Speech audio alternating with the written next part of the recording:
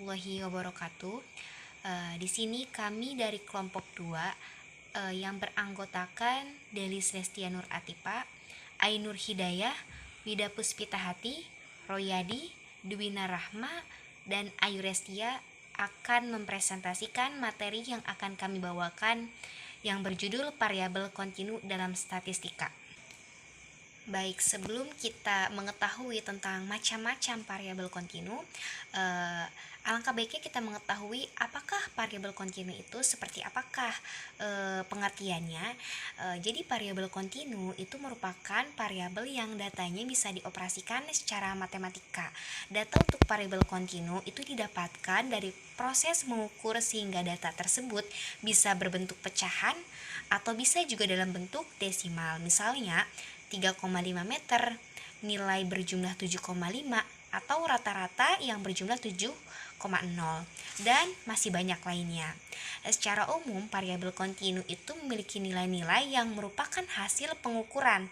Contoh dari data untuk variabel ini adalah nilai tes atau bisa juga ranking, tinggi badan atau berat badan, panjang ataupun jarak.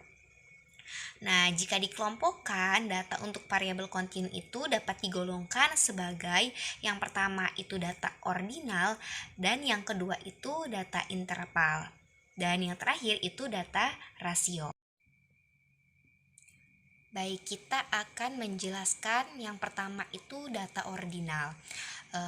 Data ordinal merupakan data peringkat. Nah, data ordinal juga itu dikategoris data peringkat. Nah, data ordinal juga itu dikategorisasi dari masing-masing data itu tidak setara atau data ordinal itu mengandung tingkatan.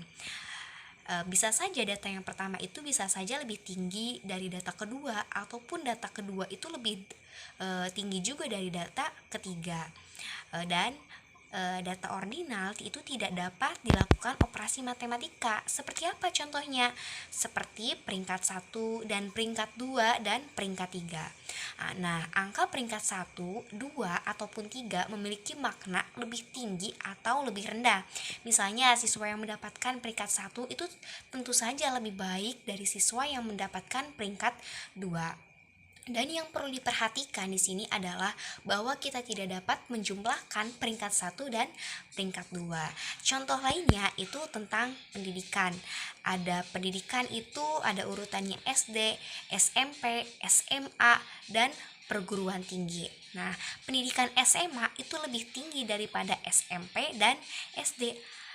Sedangkan bisa juga SMA itu lebih rendah daripada perguruan tinggi. Contoh lainnya itu tentang kepuasan konsumen. Di sini kepuasan konsumen terdiri dari tidak puas atau bisa juga puas atau dan sangat puas. Nah, tidak puas skornya itu lebih rendah, jadi semakin puas, jadi skornya itu lebih tinggi. Nah, kita sudah memahami dan mengetahui tentang data ordinal. Untuk data selanjutnya yaitu adalah data interval. Ya, selanjutnya yaitu bagian B, data interval. Berbeda dengan data ordinal, data interval merupakan data yang sudah dapat digunakan dalam operasi hitung. Selain itu, data interval mempunyai adanya jarak yang jelas di antara masing-masing data. Misalnya, jika MK bernilai 1 SKS diberikan waktu 50 menit, maka dengan jumlah 2 SKS diberikan waktu 100 menit. Rentangan antara data adalah 50. Selanjutnya yaitu C, data rasio. Data rasio merupakan data pengukuran yang juga dapat digunakan dalam operasi hitung. Angka dalam data rasio merupakan angka yang sesungguhnya, bukan hanya sebagai simbol. Misalnya data berat badan, terus data bagian, selanjutnya data lingkaran pinggang, dan lain-lain. Sekian mungkin presentasi dari kami. Mohon maaf apabila banyak kesalahan dan kekurangannya.